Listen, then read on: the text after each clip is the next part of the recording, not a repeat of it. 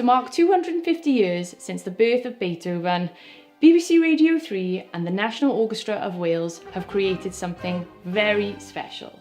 They have recorded the first movement of Beethoven's Fifth Symphony, possibly the most famous piece of classical music of all time. Now, instead of going ahead and recording the orchestra as one, they have recorded the orchestra in separate parts. Now, what we call these separate parts in music production is a word called stems.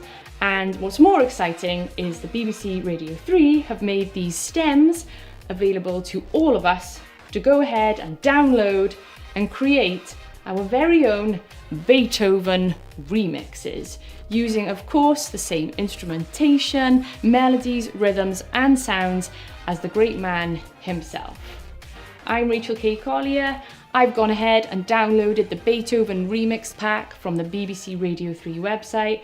And in this tutorial, I'm going to show you guys how you can make your very own Beethoven remixes. Let's get to it.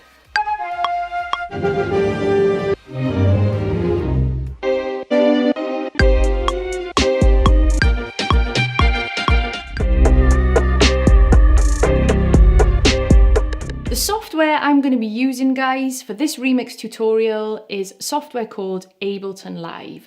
If you've already got it, then great, but if you don't worry, you can try it for free for 90 days, no limitations on the demo. Head over to ableton.com now and click Try Live for free. Once you guys have installed Ableton, and you can do that on a Mac or a PC, then head over to the Beethoven Remix pack and open the Beethoven times RKC Remix Session 01. Here we are, guys. Welcome to Ableton Live. What you can see here, guys, is Ableton Live's arrangement view, where we can arrange our remix. And what we're looking at just here are the wonderful stems from the National Orchestra of Wales. So here is the whole of the first movement. Now, if I hover around here with my mouse and click, you can see this little blue light light up. And if I hit my space bar here, we should be able to hear the first movement.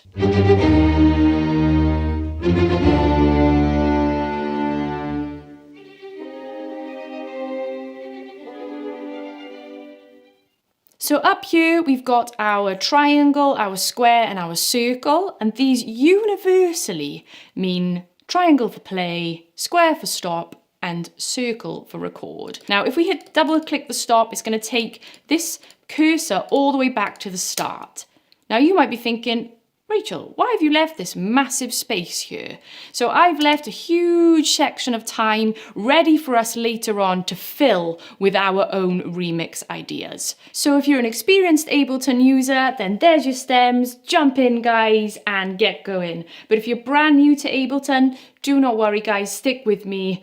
You're going to get a remix in no time. So what we're going to do now, guys, we are going to jump to another view in Ableton Live. We can do it in two ways. We can either hit our tab key, or if you come up here to the top right-hand corner, you can see these upside down rectangles. Click, and voila, we are now in Ableton Live's session view. The first thing we're going to do, just to tell Ableton that we now want to work in this view, we're going to hit this little square down in our right-hand corner. And this little orange button will light up, which means Ableton now knows that we want to work in session view. So what is this session view? What are we looking at right now, guys? Now, I like to think of this as a big playground. A playground where we can experiment with loads of different musical ideas. So what we can see here in front of us on the screen is effectively just lots of musical ideas.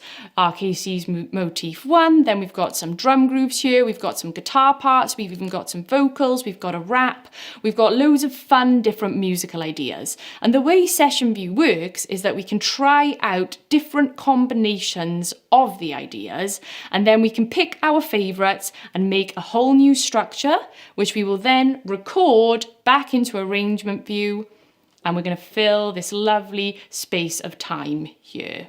Now, just so you can orientate yourselves again, guys, we've got similar buttons. We've got the on and off for the channels here. We've got the solo for playing one thing at a time. We've got our record button here, our record arm. This is going to be really important when we record our own little ideas very, very shortly. And then up here, this is really important, we have got our metronome. So we're just going to click this to turn it on and it will go yellow. Okay, and then if I hit my space bar now, you should be able to hear a good old metronome. You can turn that metronome up and down here with this little knob in the right hand corner. And then what we've got here, which is even more important for a remix, the tempo, the BPM. So to change the BPM, you can just enter a number, so whatever, 200, let's go crazy. Or you can just click and drag with your mouse up and down. Now these stems were recorded at 108 beats per minute, so we're going to start at 108. So I've created this set for you guys to get you going with the remix. I've filled all these empty rectangles that you can see with musical ideas. And what we're going to do, we are going to create some musical ideas now together, and then we're going to try them out with some of my musical ideas. Let's make one. So what I've got here is a lovely drum rack that I've created for you guys with samples of tiny little snippets from the first movement. Now what we need to do is we need to arm the channel, and then there's a couple of ways that we can create a musical idea. Now the first way, because it's super fun, is by actually going to play it in with our fingers. Now if you don't have a MIDI controller or a MIDI keyboard, that's totally fine. You can use a standard computer keyboard. And what we're going to do is we are going to click up here on this very cute little piano emoji. So we'll click on the piano emoji, we're going to come back down to our channel, and what we're going to do is we're going to be playing some MIDI of these little snippets from the symphony. So I am now going to select my computer keyboard, and then down here in the left hand corner you can see these little yellow squares lighting up. Now that means now that my computer keyboard has actually turned into a piano. The C being the letter A, W, C sharp, S, D, E, E flat, and so on. You can see these little squares lighting up, but it's not making any sound, and that's because it's in the wrong octave. So what we need to do now, guys, is change octave, and we can do that with the Z and the X keys, okay? So Z, let's go down. Oh, here we go. So if we go up the keyboard chromatically, so A, W, S, E, D, seems crazy, but F, T, G, Y, H, you can start to hear all the samples that I've loaded in for you guys. Beautiful. So now effectively, guys, we can play Beethoven on our computer keyboard.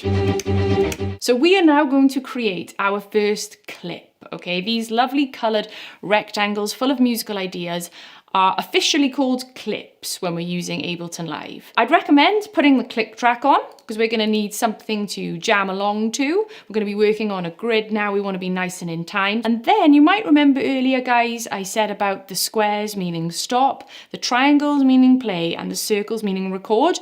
These little circles we're going to hit, and then we can start recording. Now we just need to make sure that this track is armed, which it already should be. Got this right MIDI controller working, and then when we hit this little circle, it's going to give us a little count in. 2, 3, 4, and now we can play. We can play for as long as we like.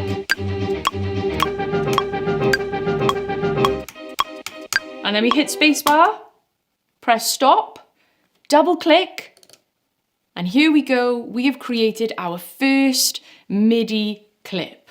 Now it's quite small down there, guys, so if you just click here, you can see my mouse cursor and pull up. Here, look, we can shrink the clip. 1 beat long, 2 beats long, 3 bars long, 4 bars long. Okay, and what we can also do is we can move these samples around. We can really just go crazy and play around with these lovely phrases of Beethoven's Fifth Symphony. So here we go again now, guys. 1, 2, and 3, and 4, and 1, 2, 3, 4, 1, 2, 3, 4, stop. Let's double click. Now you can hear with the click track there that it's maybe not as in time as I would like it. So what we can do, guys, is drag these onto the beat, or we can also highlight everything and we can right click and we can quantize it. Tidy things up to make sure it's nice and solid and on the grid. Okay, and now we can practice some of the other buttons. We can press the stop. We're not going to hear anything. Let's do the triangle.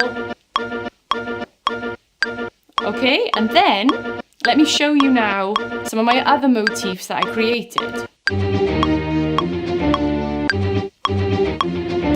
And I can jump around these different motifs.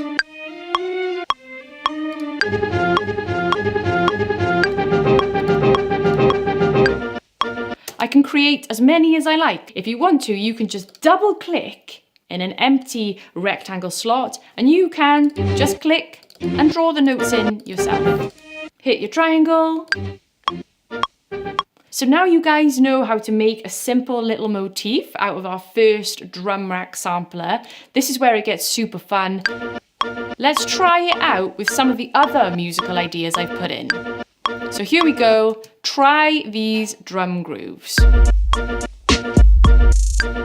Just by hitting the triangle, it will wait till the next bar. Now this says try me at 1, 2, 3. So I'm going to speed it up here. Cool. Gonna add this one. I'm fun with anyone. And you can try lots of these different parts. Some guitar. Some vocals there. And then guys, obviously you've got lots of things to stop here. This is where my favourite button in Ableton, stop all clips. Watch what happens when I click this. You'll notice that all of the green triangles that are lit up on the screen will no longer be lit up. So I hope you enjoyed that quick start tutorial. If you want to carry on, dive deeper and work towards finishing your own remix, click the link in description for part 2. See you there.